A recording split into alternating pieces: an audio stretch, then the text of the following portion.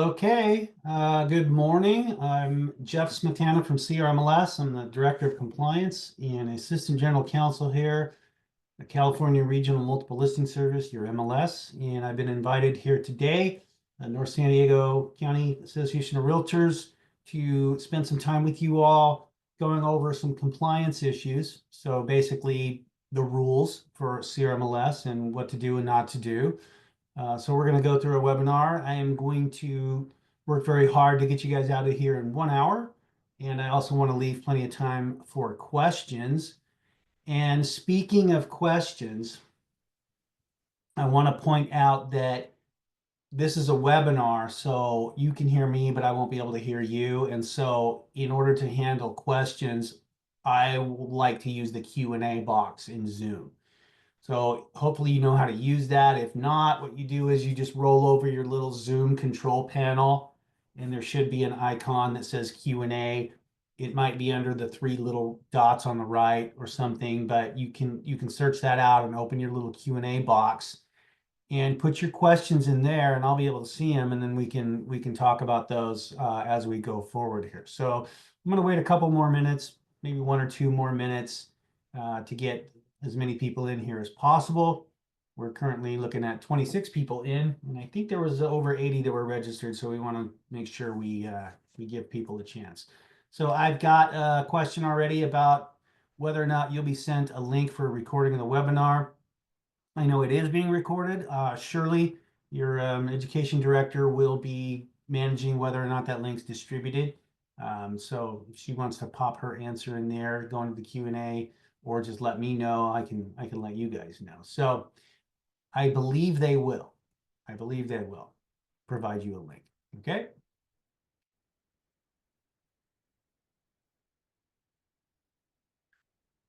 Okay, so once again, for those of you who are just coming in, we're up to about 29. This is a top violations overview. I'm Jeff Smetana from CRMLS. I'm the Director of Compliance and one of the lawyers here. I've been asked to come down and talk to you guys via Zoom about the MLS rules and some tips and tricks and how to, not have to deal with them very much. I'm also going to give you some updates on some current issues. So Julie says it's easier to take notes later rather than trying to listen and take notes during the webinar. That makes sense. So hence the need for a recording, and I know Shirley's recording it, and I'll let her be in charge of distributing that to you guys because I'm not in charge of it. All right, so anyway, let's get started. We're up to, I think, 31, and I think that's, in fairness to the 31 of you, we won't wait any longer. So I'm sharing my screen. I'm going to go through the slideshow, and like I said, if you have questions, go ahead and put those in the Q&A box. So again, roll over your Zoom control panel and open the Q&A box. It should be an icon there, or it could be under the little 3 dots that say more. You open that, you type your questions in there, and I will answer them live to the best of my ability. So getting started, I want to go over a few updates. So as you know, if you've been paying any attention at all, it's been a very busy year. Last year, 2024, was very busy in the real estate industry. We had some lawsuit issues and some significant changes to the multiple listing service. I would say more significant than anything else in the last 20 years, right? Because we know that compensation has now been removed from the multiple listing service. And I do not intend to do a deep dive on that today. I mostly want to point out that the rules have changed. And as you see on the slide there, Rule 7.15 is the big one. That's the new rule that's come down to us through all these lawsuits and the settlement. And it tells you everything you need to know about what you can and can't do with compensation, for the most part in the MLS. Gist of it is, we've removed all the fields in the system, so you can't even enter compensation in there. But you also have to be aware that you can't put any other information about compensation in the remarks, right? Or any other field for that matter. And that's really the bottom line in that rule. And that rule has been in enforcement now for several months. I can happily tell you that it's not really been a problem. I think that the education efforts we did here at CRMLS were tremendous, and we got in front of a lot of people. And I think that the rollout and what we've experienced so far has really sort of demonstrated that everybody's done a great job, and especially you guys, because we're not really getting in, no one's getting in trouble for this. So we remove the fields, right? So nobody can do that, but we're also not seeing it really happen in the remarks. And when we do see it, we're removing those. I don't think we've actually even issued a citation yet. That, of course, could change, and that is unfortunate because that's a $2,500 fine. We don't want anybody to have to deal with that, but it does happen. So anyway, the compensation issue from a compliance standpoint has not been a significant problem. So I'm happy to tell you that. We have had some recent changes. We just published the new version of our rules about 10 days ago, and the citation policy. No major changes to any of the rules of the citation policy. We had a couple of changes to the fines. So branding in photos is now, instead of $100, it's $250. And there is a new violation for putting your contact info in the public remarks. So those things have changed. Those are sort of ongoing top violations. So you do need to be aware of that.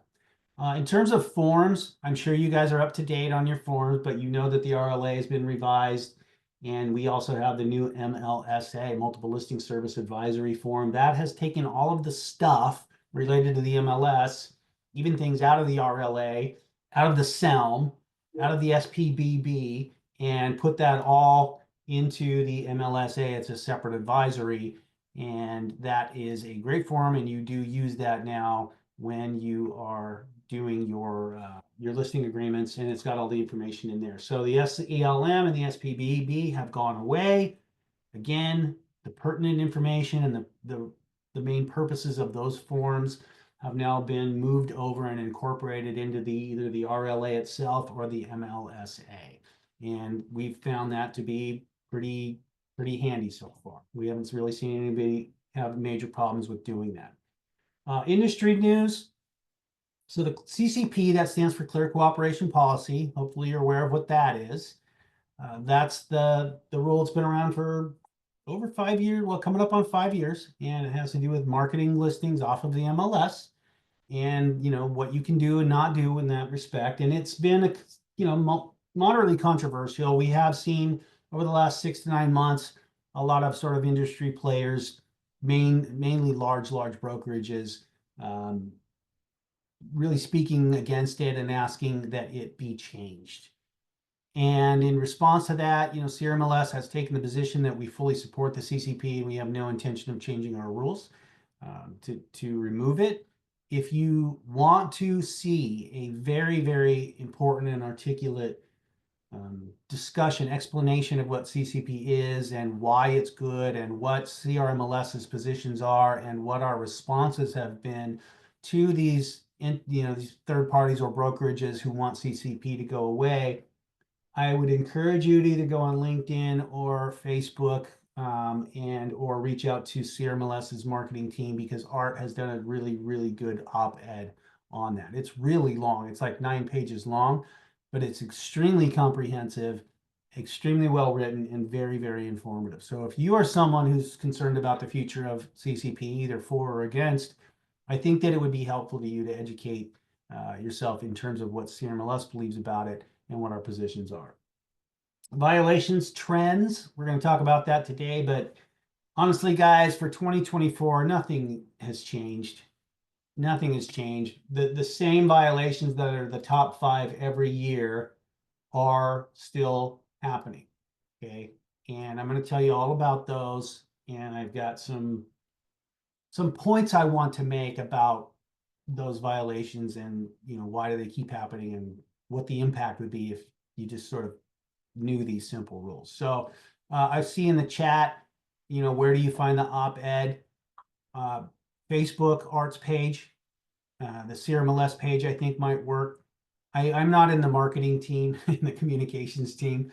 It's also, I know he posted it on LinkedIn, and I think that if you reach out to Marcom at crmls.org, they might be able to provide you that. So, and it might even be on the main page of Matrix, or I'm sorry, RE Center Hub when you go in there. But search it out, see what you can find, and if I get any other further specific information on it, I'll shoot it over to Shirley. Okay, so moving on. Any questions on any of these four things that I've kind of got on the screen right now? Again, guys, use the Q&A box in the Zoom tools, and that's how we'll do the Q&A. Okay. All right, so before I start going into the rules, I want to make sure that you guys understand that there's a lot more sources out there other than what I'm doing here today, right? So webinars are great, but we've worked really, really hard to put together a very robust database, knowledge base for compliance issues for you guys to access on your own. So what you're seeing on the screen there is how to get to the compliance information page through RE Center Hub, your dashboard. You can also just go on CRMLS.org and you will see compliance there. It's got everything under the sun, really. Rules, FAQs, videos, articles, knowledge base articles, links to get it to us, downloadable things. It's got a lot in there. I strongly recommend at a minimum that you go ahead and grab the general compliance FAQ. It's really long. It's over 20 pages long, but it's like a little encyclopedia. It's got every single thing that we ever deal with. And rather than, have to try to get us through chat or whatever, you can maybe just thumb through that and find the subject that you're looking for. I think you'll find it very helpful. So without further ado, stop violations. What you see on the screen are what we would say are the most common violations. The photos and media and copyright issues, and then no exterior photograph. Those are sort of all fall under photo issues. And we're going to talk about that in detail. Inaccurate information and auto sold. You don't have to worry about auto sold unless you're a matrix user, and most of you guys are Paragon, so don't worry about that. But inaccurate information is a very common thing. People not putting the right stuff in the MLS. Misuse of public remarks, just what it sounds like, right? We're going to talk about that. Failure to correct a violation. It's very common that people get a second citation if they don't fix what they were supposed to fix when we sent them the first citation. So, it should be unnecessary to send out that second citation. The point is we send out the first citation because we want the MLS to be accurate and up to date, right? You don't just get the citation, everything's good, goes away. You still got to fix your listing. And if you don't, well, then we haven't really accomplished the whole point of, having compliance because your listing is still wrong. So unfortunately, people get a lot of second citations because they don't do what they need to do. So getting into specifics, we're going to talk about photos, guidelines, and restrictions. This is all under Rule 11.5 in our MLS rules. There's two real parts of, sort of buckets that photo violations fall into. And the first one is like the content, right? What you can and cannot put in the photos. So content violations is one sort of half of it. And then there's also permission issues. And this really comes down to if you didn't take the pictures that you want to use in or video that you want to use in your listing, you have a problem until you get permission from the person who did create the photos or videos. And that problem is significant because the fine for that one's big. So let's talk about content. So this is Rule 11.5 boiled down. It's basically says your photos and your virtual tours can't contain this whole list of stuff. It's all pretty common sense. The most common way that this rule is violated, say it to yourself because I think you know what it is people putting their signs in their pictures. Year in and year out, people continue to put their sign in front of the property and take a photo of it and upload it into the MLS. That is a no-no. It's the most obvious violation there is. It always gets reported by other agents. They see it and they click the report a violation button, and that's that. Because this one comes with no warning, and now it's a $250 fine. This is usually about 18% of the citations we send out in 1 year. So think about that. If people would just stop putting their signs in their photos, we'd have almost 20% fewer citations. It's not a complicated rule. It's not hard at all. The rest of the things that are on this list doesn't really happen that often. Phone numbers, website addresses, email addresses, other signage, messages of solicitation, images of people and animals. These are all content violations as well, but they're pretty rare, right? Branding almost always comes down to somebody putting their sign in the photos. Okay, we've seen other instances of how they get their contact information in there, but guys, think about that. It's totally wrong to do this because it's the equivalent of putting your business card in the photos. And you know very well, if you work with buyers, you're sending out, listings to your buyer clients. You're basically handing the listing agent's business card to these buyers. And so we don't want the listing agents doing that. So I don't really think I have to explain it very, in too much detail. Don't do it. If everybody would stop doing it, it'd be a lot better, generally speaking, and it's not hard. Just look at your photos before you go live in the MLS. Look at them before you upload them. Be careful, because if you publish it, somebody's going to be excited. They see a new listing pop up, this agent, they scroll through the photos, there's your sign, click, end of story, $250 citation. So it's easily fixable, but once it's done, it's done. So please don't do that. People in photos, right? So it happens sometimes, people in photos. The whole key with that is as long as the people are not identifiable and it makes sense, the photo makes sense. So let's say you have an ocean view listing or something and you want to put this photo up, people playing volleyball, cool, right? Good marketing. You can't tell who these people are, totally fine. This is not okay, right? The photo on the left, I don't even know what that is, right? What does this have to do with the house that's being sold or the property that's being leased or whatever? And then on the right, somebody knows who that guy is. It doesn't mean that we have to be able to identify him. It just means somebody could. All right, so let's let's move it up in terms of skill set and keep people out of the photo. So I'm looking at a question that just came in. Deborah asks, can the primary photo be of the inside of the house, or does it have to be an exterior photo? It can absolutely be the inside. We have no rule as to what photo needs to be first in your photo slideshow or carousel. It can be any photo you want. We're going to get to that rule about the outside photo here in 1 second. So the answer is yes. It can be the primary photo. Does not have to be exterior.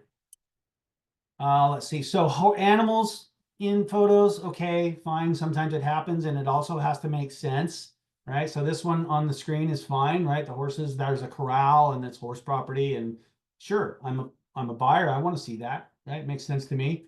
On the other hand, right, if you just love this horse, well, unless that horse is for sale with the house, this is just sort of misleading, right? It's not the worst thing in the world, but this is just a good demonstration of, there's animals in there in the background or whatever, they make sense, that's fine. But let's not, just play games with photos and try to show off these animals, okay? Copyright issues. This is a lot more serious than branding. Primarily because these violations also don't get a warning, and these fines are $1,500. Now, they happen. They're not all that common. They never really make the top 5 of most, frequent violations, but they hurt when they happen. And the problem is that if you are not the owner of a photo or a video, you don't have any rights to it. You just don't. Right? Whether someone else created it or you right click and save it from another listing, you cannot do that. You cannot take someone else's photo, whether it's out of the MLS or somewhere else, and use it in your listing without permission. And it has to be permission, sufficient permission. So like what you see on the screen, what scenarios do I need permission? Only if you took the photos yourself do you not need permission.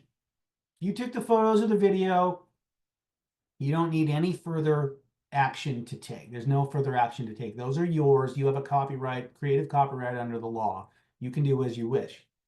However, if a photographer takes the photos on your behalf, which is the most common case, you need permission from that photographer. I don't care how good of friends you are. You still need written authorization to do what you're going to do. And not all photographer agreements are created equal, right? You got to make sure that that photographer agreement gives you sufficient rights to do what you're going to do. If you use photos from a prior listing or another website, yes, you need authorization. And I'm going to point out that you can never use listing or photos from a listing in the MLS and re-upload them because you're going to get a double watermark. You can't do that. What you have to do is go to the person who had that listing and get the originals. Okay. Any other photos out there in the world? Can you just freely use them? You know, you may not. You don't just get to go on Google, Bing, Yahoo, or the HOA website and just borrow people's photos and throw them into your listing. It's going to be a problem. I don't know how.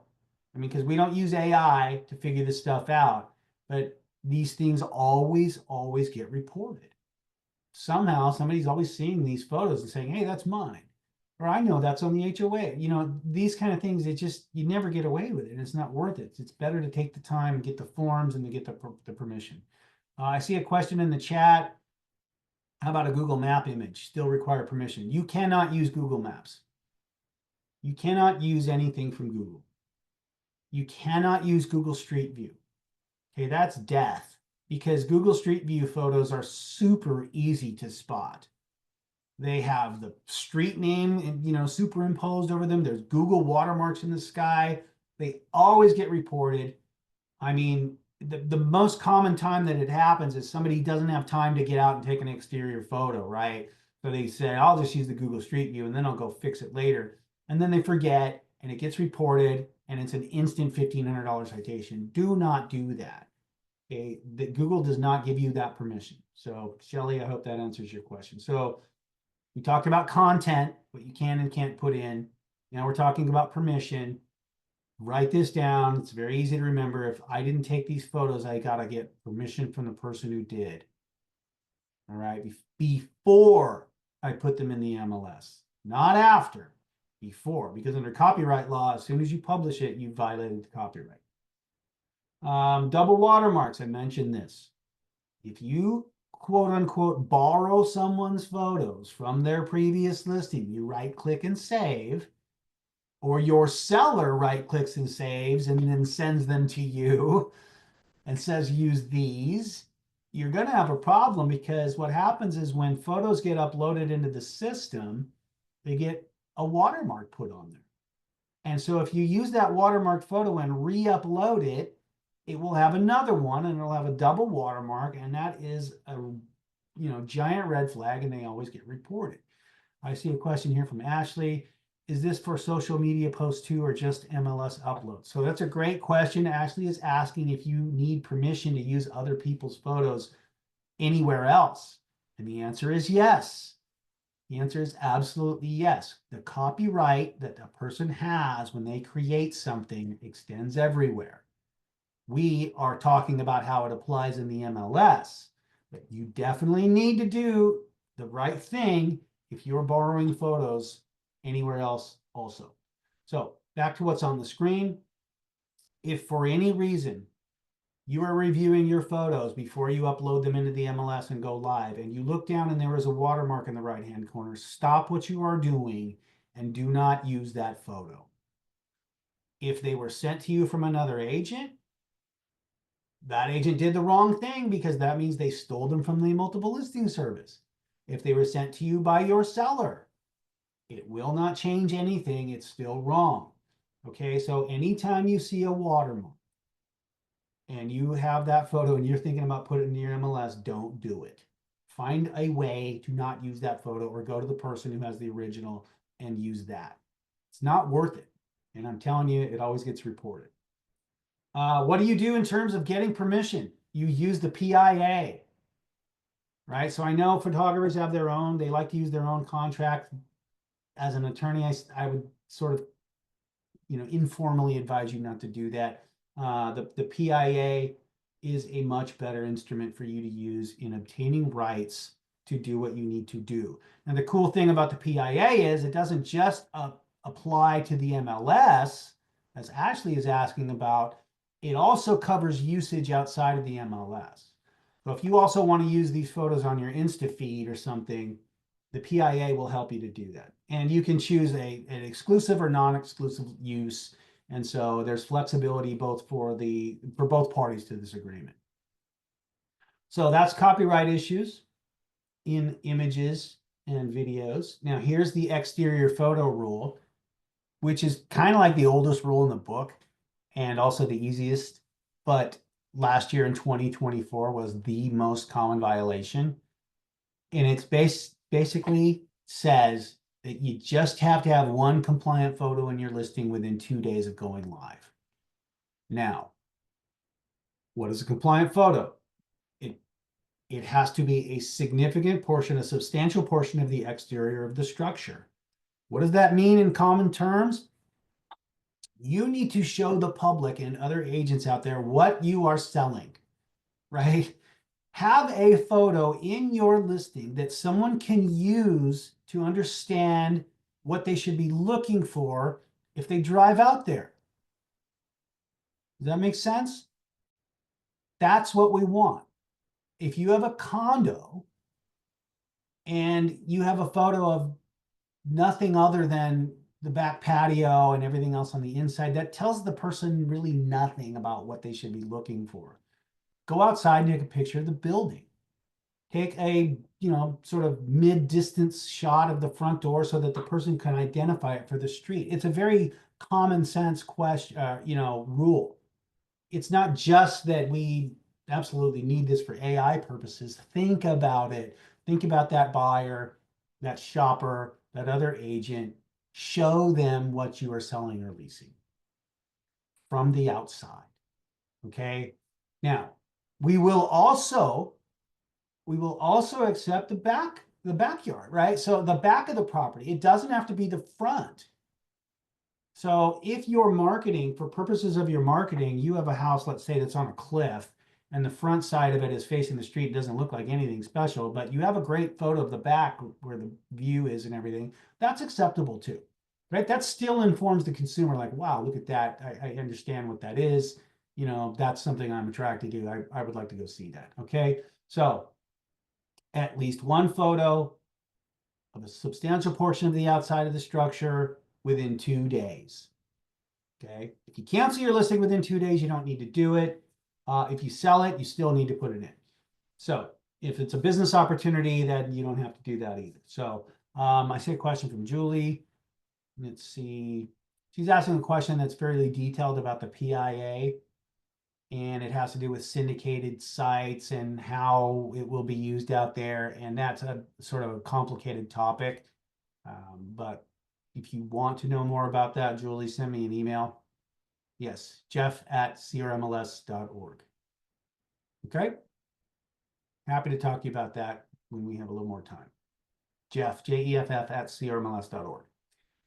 So the exterior photo doesn't have to be first, doesn't have to be the front, but it has to be somewhere in your photo roll, and it has to have enough of a picture of the outside of this structure or what you're selling, even if it's land, it's a picture of the land, right?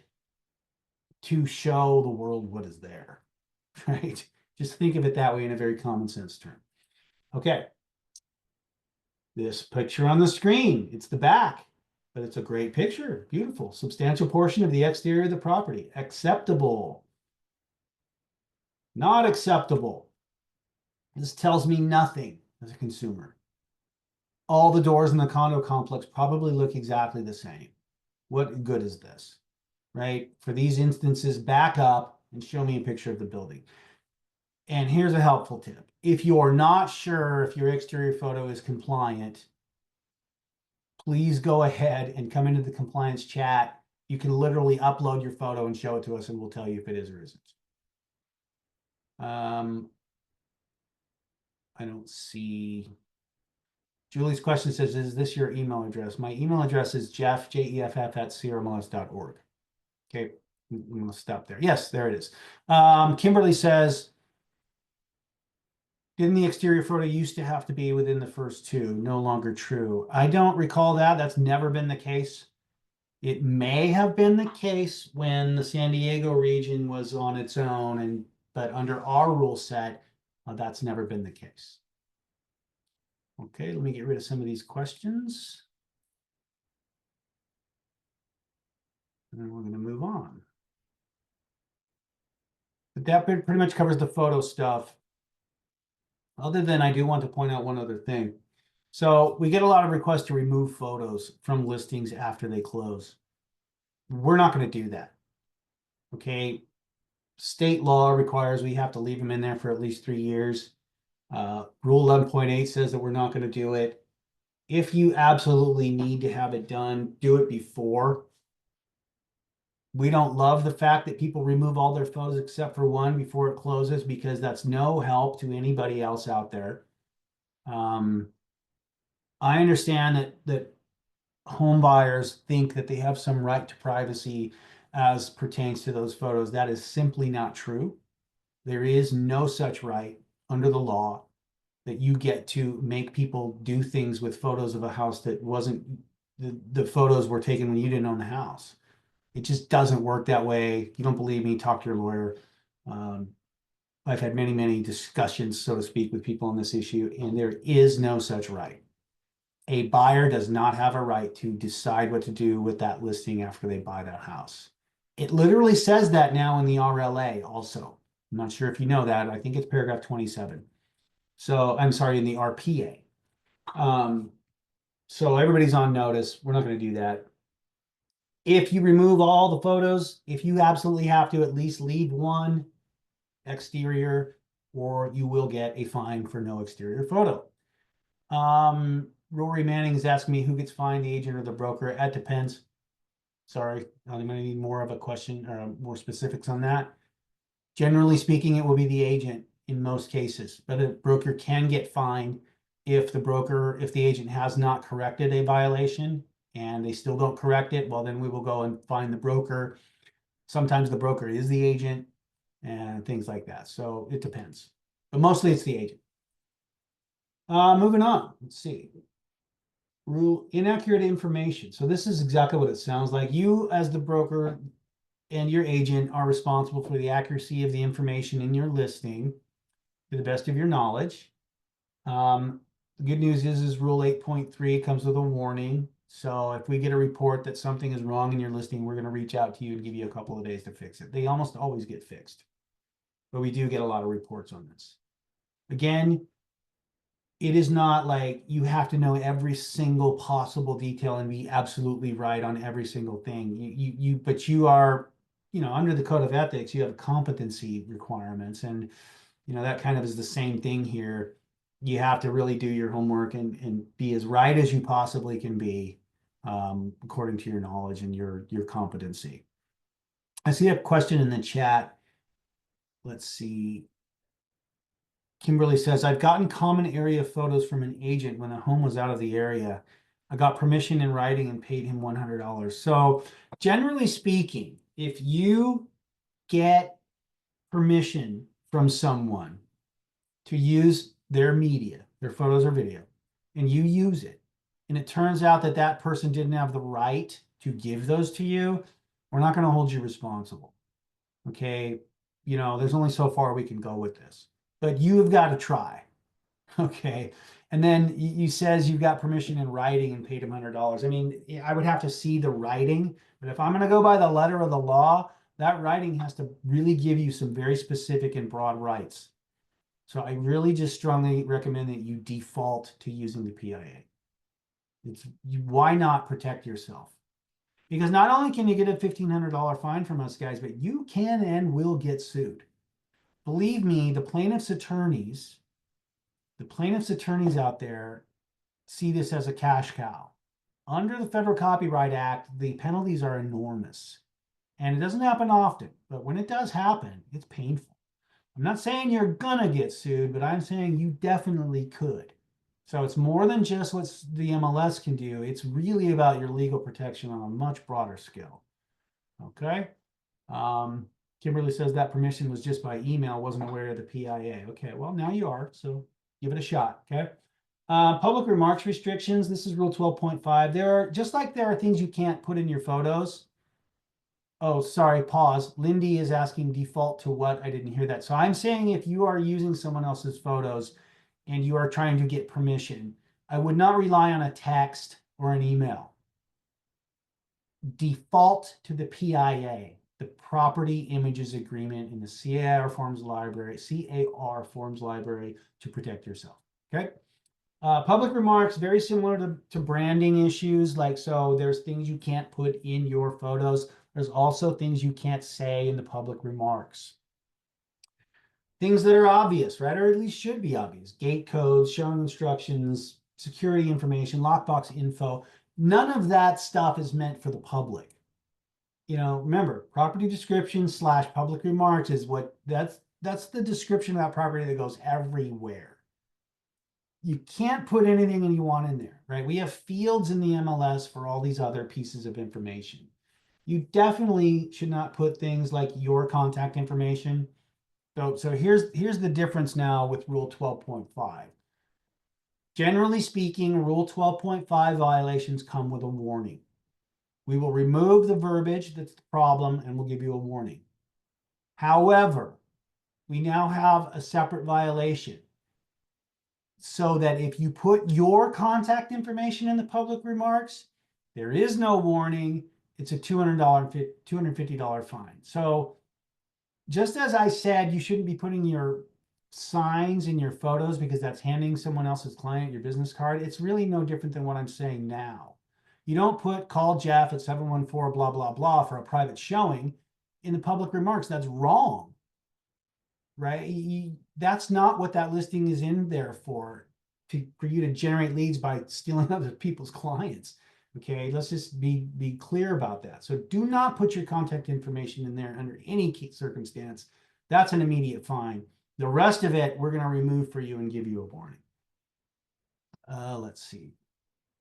Kimberly is asking me, where does the fine money go? I have no problem answering this. The fine money gets split with the association, your member association, and that money goes to cover the overhead that we all engage in, sort of have to deal with in running compliance. So, okay, dismissing questions. Any other questions on public remarks? And obviously, please don't put compensation information in there. That's a huge violation. Do not put, you know, sellers offering 3% to brokers agents. I mean, you just do not do this.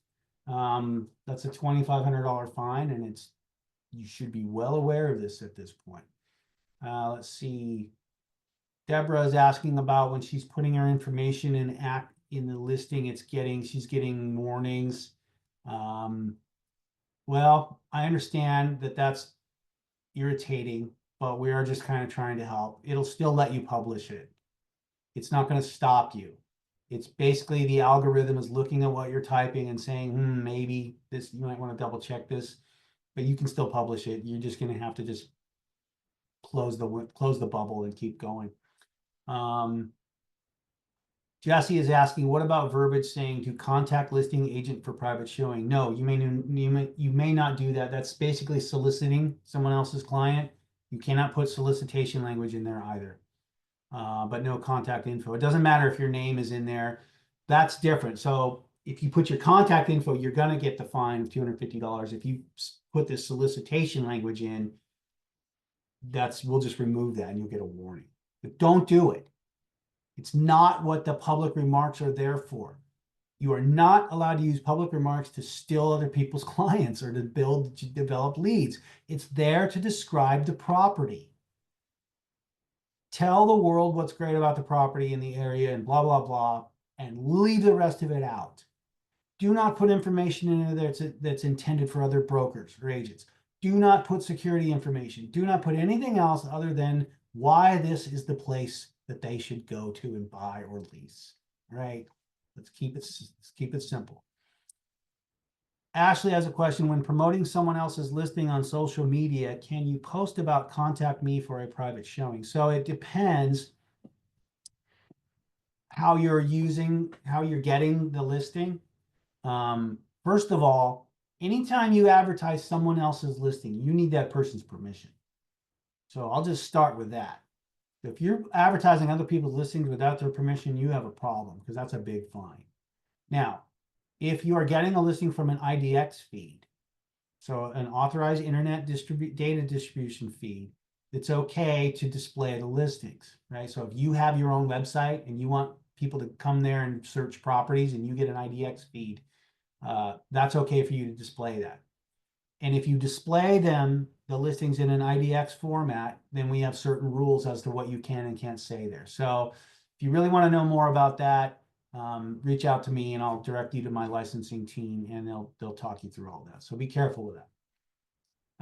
Getting close. So fair housing guidelines and keywords. This is, we put this in here because we certainly don't want anything that's going to, violate anybody's rights. And the good news is I almost never see this as a problem. So everybody's doing a good job with that. Then there's failure to correct a violation, Rule 14.4. I've said this earlier. Sometimes you get a citation and it tells you have to fix something.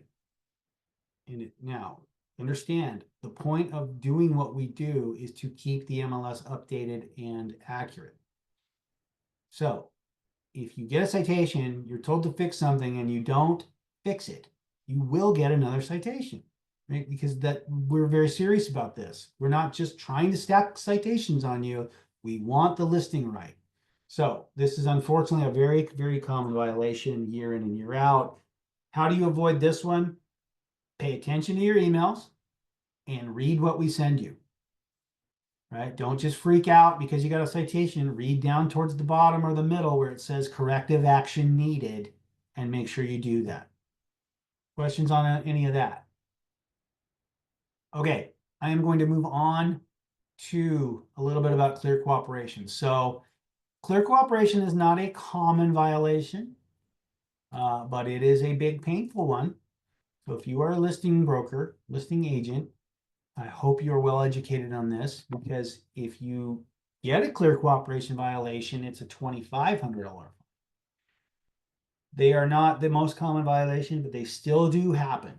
Even 5 years after this policy came out, it's still happening. What is it? Well, Rule 7.9 is the clear cooperation policy in our rule set, and this has to do with a listing that is being advertised to the public that is not yet in the MLS. So before the clear cooperation policy, you were a member of a multiple listing service.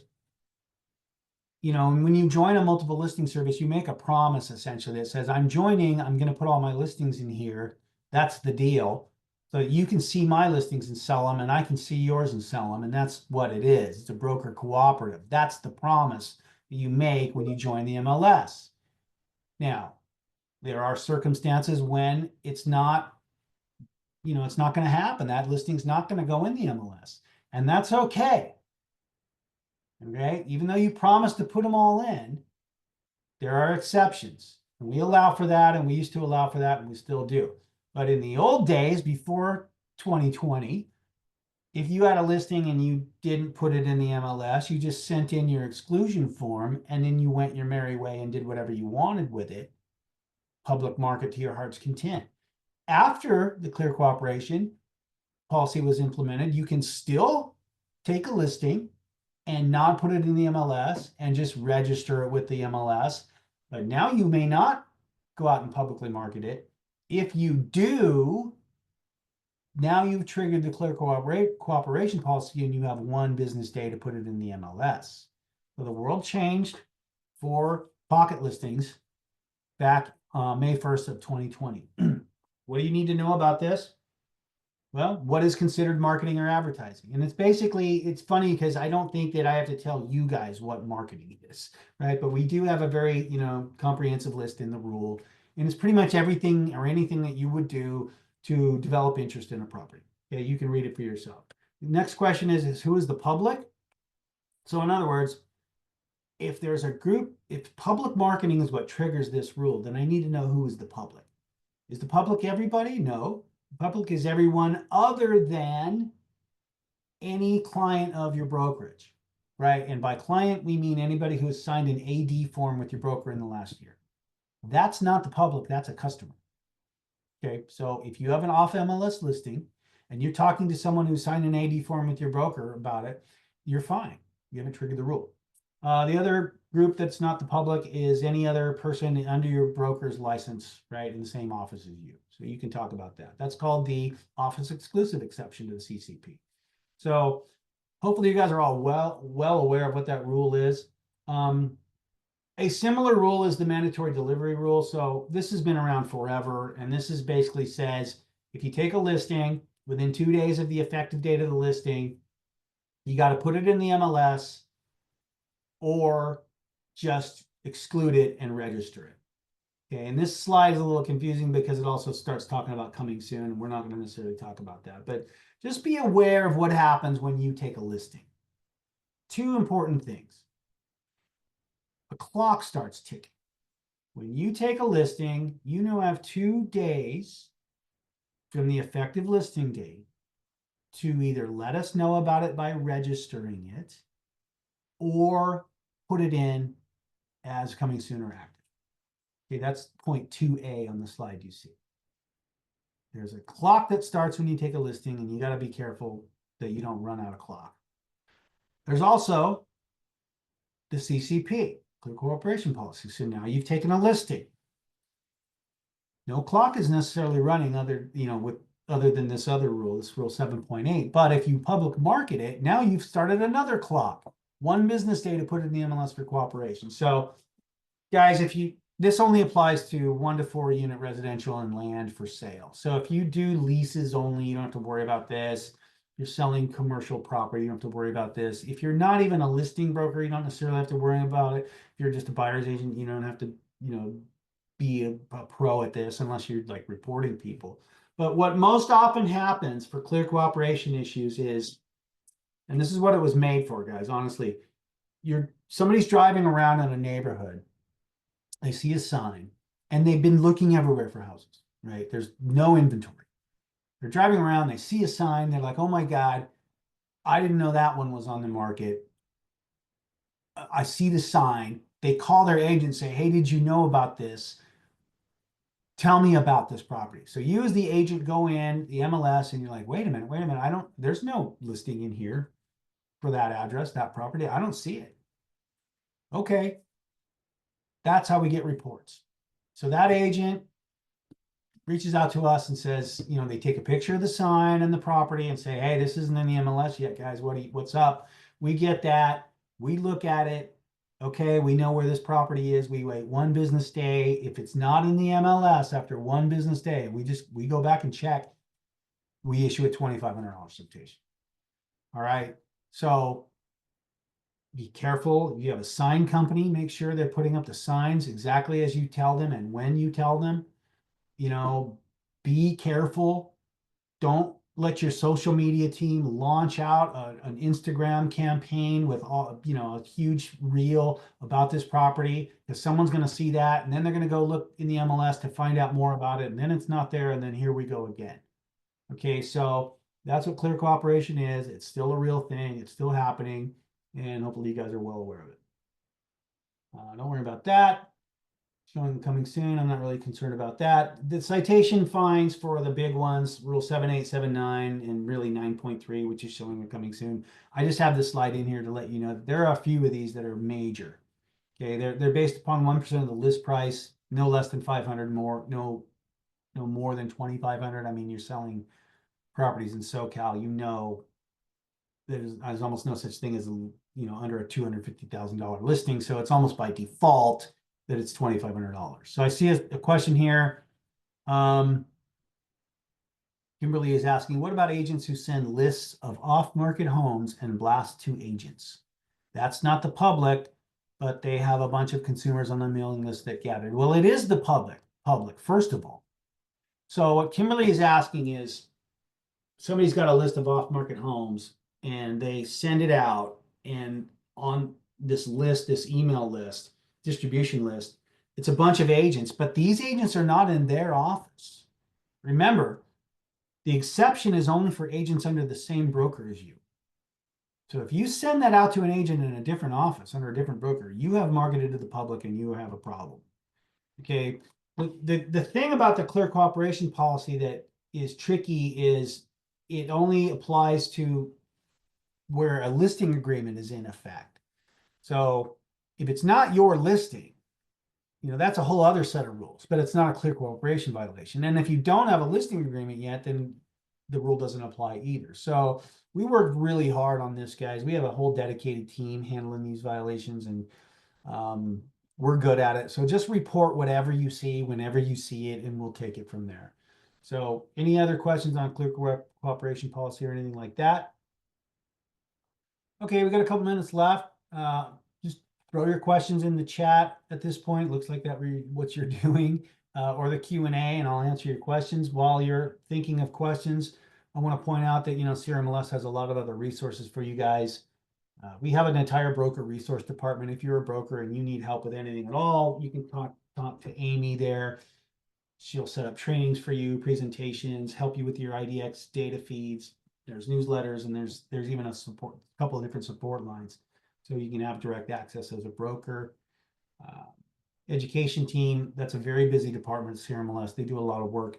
Here in compliance, we do most of our own education, but Sarah's team over there does a ton of work. They are everywhere all the time, training everybody on everything. So go there if you need anything other than compliance. And even if you need compliance, talk to them, and then they'll send you over to us. Support, that's our call center, open 7 days a week, and they can answer pretty much any question you have. If it gets too deep in the weeds on compliance, they're going to send you over to us, and then we will take it from there. And again, compliance, this is an old slide, so it gives you 2023 data, but in 2024, we also processed nearly 30,000 cases. So we are extremely busy, working hard to keep your MLS clean and accurate and keep the playing field level. A couple questions. Jen is saying, or Kimberly is saying, she's reported a lot of things and was told that it's not a CRMLS member. We don't have jurisdiction over anybody who's not our member. That's just all there is to it. But we do turn them over to their MLS, just so you know. But we do send it off to the MLS that has jurisdiction over them, and at that point, we don't have to track it at all. It's just not our problem, unfortunately. So yeah, nothing I could do even if I wanted to, someone who's not my member. Jan is asking, what is the effective listing date on a listing agreement? Good question, because that triggers a clock, right? Remember what I said about 5 minutes ago? The effective date triggers the 2 days to put the listing in the MLS or register it. So the effective listing date of a listing is the date of the last required signature or the beginning of the listing period, whichever is later. So let's say I take a listing today. I get the husband's signature today. I get the wife's signature tomorrow, the 24th. But the listing period doesn't start until February 1st. The answer to the question is, when is it effective? It's effective February 1st. Okay. On the other hand, I take a listing today. The listing period starts today, but I don't get the wife's signature until tomorrow, the 24th, and then the effective date is the 24th.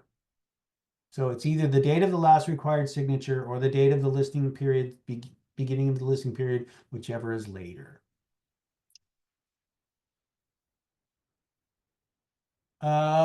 Anonymous asks me, which I don't usually answer anonymous people. Some agents put manufactured home with land in residential. What is the rule? Well, I would have to see it. So if you see something, report it to us and we'll have to take a look at it. But a manufactured home can still be in residential, right? If it's attached the right way and you're buying the land, right? There's a subcategory of, manufactured. So in the property type, it could be okay. And then you would just use the different subtype. So that's sort of beyond compliance, but if you really want to know more about that, call CCD or call center, and we will go from there. Okay, well, I got you done with 5 minutes left. I hope that was enough. Oh, got one more question. Good question from Rory. Is there a limit on how far in advance a listing agreement can be signed before going live? Not that I know of. I'm not sure why, you would do that, why the seller would do that, but maybe you would want it enforceable. So but no, not that I'm aware of. I mean, we could get into like, I don't want to go there. I was going to bring up the rule against perpetuities as a lawyer, but that is beyond beyond reasonable to talk about here. All right. Okay. Well, like I said, a couple minutes to spare. Shelley is asking, for the new rule about compensation, is there any violation that triggers an immediate fine or warning first? So all of the issues, the new rules about compensation, there are no warnings. It's an immediate fine. Why are we so harsh on that? Well, because NAR just paid $418 million to settle that, because we were also signatories to the settlement agreement, and we could be in a lot of trouble if we don't, strictly enforce these rules. It's not worth it. So there's that. Kimberly's got another question. Yes, people were having people sign a future RLA and paying the 1,000 to sign, so there's now a limit, but it's something like 1 or 2 years. Oh, that seems rough. Yeah, I mean, I don't have an MLS rule about that. I would look to the Code of Ethics. That doesn't sound very competent under Article 11, if I'm honest. Yeah, there's several sections of the Code of Ethics that talk about an agent's and a broker's duty to the public, and one of them is honesty, obviously, as Article 12. So I would look at that. And then in terms of the enforceability of that contract, I suppose as I could put my lawyer hat on and think about it a little bit more, but it doesn't sound right. That's as far as I'll go today. Anything else? Anybody else? Okay, well, again, if you need anything, go to crmls.org and go to the compliance page. You can start there and look up, look for what you're looking for, or come into our live chat. We are open Monday through Friday, 8:30 to 4. You will talk to a live person. We don't use robots other than just like to screen you, but you will talk to a trained analyst, and they will help you. So do that do it before you do something in the MLS, right? Like I said, if you're not sure about your photo, you're not sure about your verbiage, you're not sure about a piece of information that you want to put in there, you're not sure what you can say in public remarks, jump into the chat and ask someone before you publish it in the MLS. Because once you publish it, I mean, things change. Okay. It's hard to get out of. Okay, looks like we are done. That's all the content I have for you today. It's great to be here with you guys. Always enjoy your questions, a good group. Yeah, so thank you, Shirley, for having me. And that is that. I'm going to close out the webinar. You guys have a good day and a good weekend, and stay safe out there. Okay, take care.